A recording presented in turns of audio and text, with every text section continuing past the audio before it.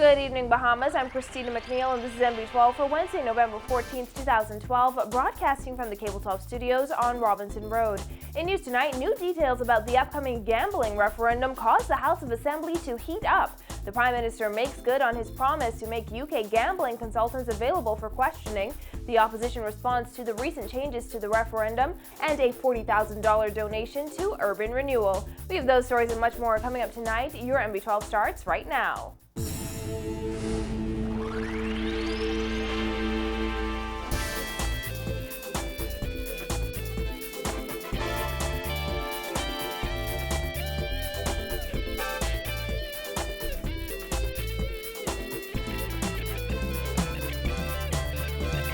Thanks for joining us. This morning's session of Parliament was brief but contentious as Prime Minister Perry Christie explained why his government postponed the gambling referendum until January 28, 2013. He told parliamentarians that the referendum, initially scheduled for December 3rd, would be held early next year instead to allow for the widest possible dialogue on the controversial poll. He also explained why the government has decided to include the question of a national lottery after announcing in Parliament just weeks ago that the referendum would be limited to web shops. However, his communication was interrupted repeatedly by an opposition member who eventually stormed out of the House. Our team coverage tonight begins with Vonique Toot.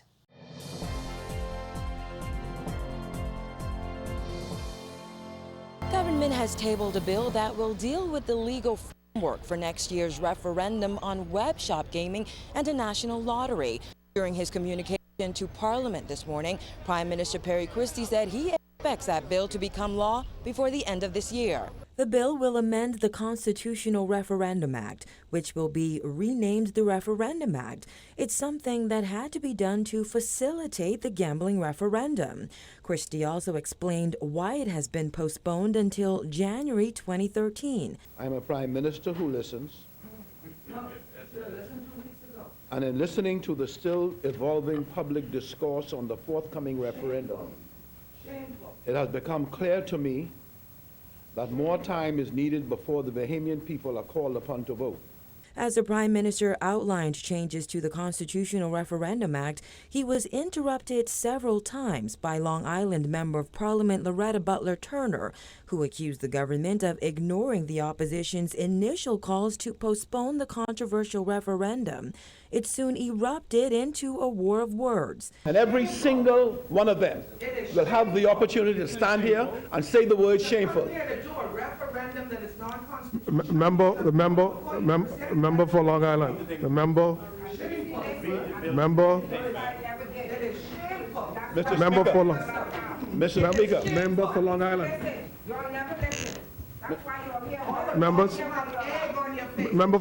Member for Long Island. She and her cabinet sat down in 2010, the minutes of which I have, Mr. Speaker, and discussed what they would do. That conversation was led by my predecessor, the Right Honorable Hubert Ingram. And you know what it's about? At least he led an enlightened discussion, not of the type that is being led by this present crew. Following several disruptions, Butler Turner eventually stormed out of the lower chamber.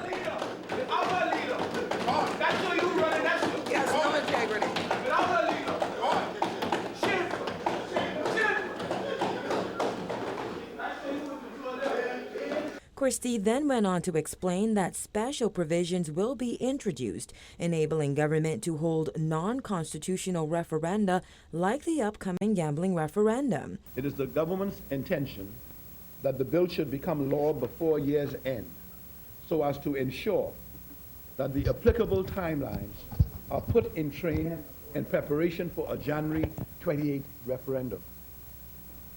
I am satisfied that the bill that will be introduced this morning will put to rest such concerns or questions as there may be in the country so as to the correctness of the framework and machinery that will be employed in the referendum.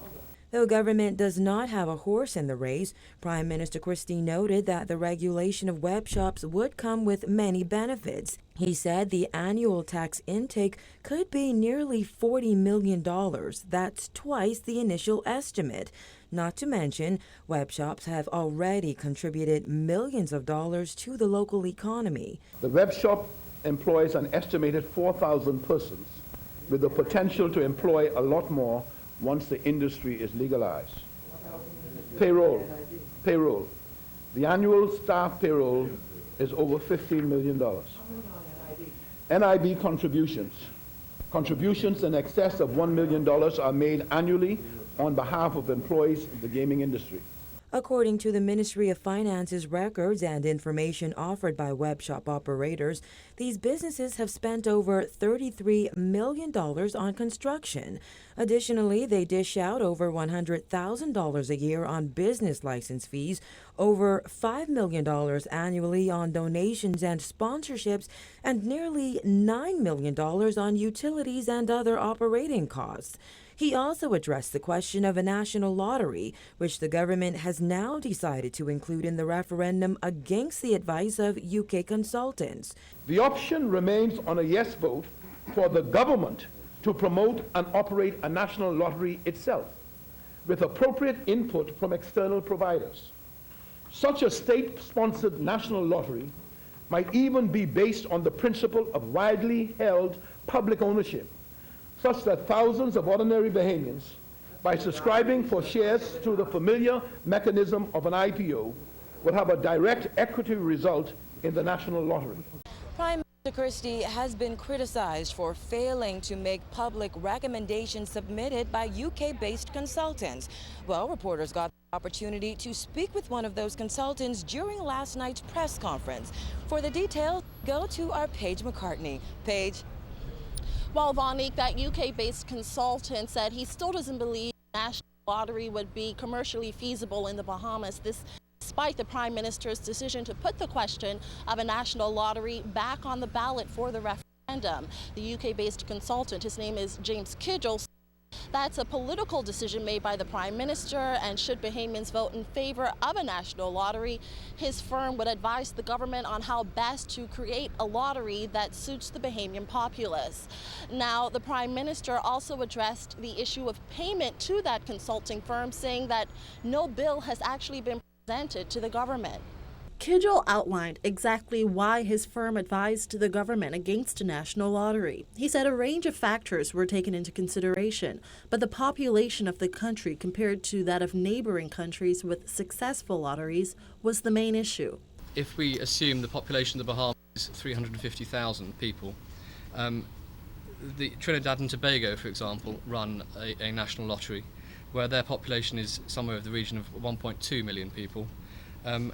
And jackpots, or up-to-date jackpots in Trinidad and Tobago, are about $2.3 million. The Powerball Florida State Lottery jackpot at the moment is running at, I think, $185 million. Look at the Trinidad and Tobago example, a population of roughly 4 times the Bahamian population. You could be looking at jackpots of $500,000. The firm Dixon, Wilson & Co., of which Kidgel is a partner, has advised the government for more than 3 decades on the gaming industry, specifically casinos. Only recently, since the government announced the referendum, has the firm started researching other forms of gaming in the Bahamas. And despite providing advice on the legalization of the numbers houses or national lottery, consultants never actually stepped foot into a web shop during their research, according to the Prime Minister. Nevertheless, Kidgel, who left the country shortly after Tuesday night's press conference, said a simple assessment shows there are little benefits to a national lottery for potential stakeholders. It's difficult to just see how a Bahamian lottery may be as successful as one would wish. Particularly a Bahamian lottery would need investment from, or participation in one form or another from some commercial enterprises. Be it the government contracting with commercial enterprises or a commercial enterprise operating the lottery itself. And based on the figures that we would expect the lottery to generate, it seems difficult to see how a commercial enterprise will see the returns that they would expect from participating. But the Prime Minister has, as we've mentioned, agreed to put the question of a national lottery back on the ballot for what he calls the broadening of democracy. Kidgel shared his views. The government has made a political decision to move forward with a national lottery if the people wish to have that. And with that in mind, we will assist the government to the fullest extent we are able to in finding a way to implement a national lottery that suits the Bahamian people's wishes. As for how much the services of the British consulting firm will cost the Bahamian people, the Prime Minister says he doesn't know as yet. I don't know because there's been no bill put forward, but I know by and large we established a budget for this exercise of, but just let me say that in the business of casinos, with respect to their work for the casinos, a major contribution is made by the industry to what they do. So we simply have a new field that we're dealing with now with the referendum. Now, since the Prime Minister's eye-popping announcement last night that the referendum has been postponed, there's been widespread reaction. And from that, we go to our Celeste Nixon, who tells us what Opposition Leader Dr. Hubert Minnis has to say about the issue. Celeste, what can you tell us? Paige, following Prime Minister Christie's address in the House of Assembly today, Minnis attempted to make a communication on the issue, however was prevented from doing so and told by the Speaker that he should follow the rules. Following this, Minnis called a press conference here at the Minority Committee room. Minnis said on an issue of such national importance, the public should be given an opportunity to hear the opposition's position, and he should have been allowed to speak in Parliament today. I wanted to give a press communication, and I was stopped. I could not give a communication the day the Prime Minister gave his, and I think this is a matter of national significance, national importance, and I want to give the communication here so the Bahamian nation can hear what I wanted to say in Parliament, however was rejected. While applauding the government for postponing the referendum in order to address public concerns and the legality of putting forward the proposed referendum, Minnis questioned why the government was, in his view, rushing the vote. My administration were more with lottery. My administration was not considering web shop. We were more with lottery, and we would not have introduced it without proper consultation, proper education, and a process that the Bahamian people and everyone would have understood. We would not have introduced it. What's the hurry?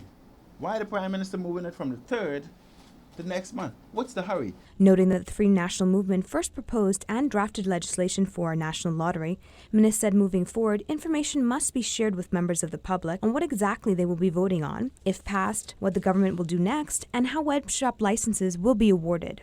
It has always been our policy in government, and now in opposition, that there should be a consistent insistence upon due and appropriate public consultation in advance of any vote. And there should be and frank disclosure of exactly what the government would do in the event of a yes vote. And that ordinary Bahamians should have as much information as possible in advance of them being advised to make any decision on this matter.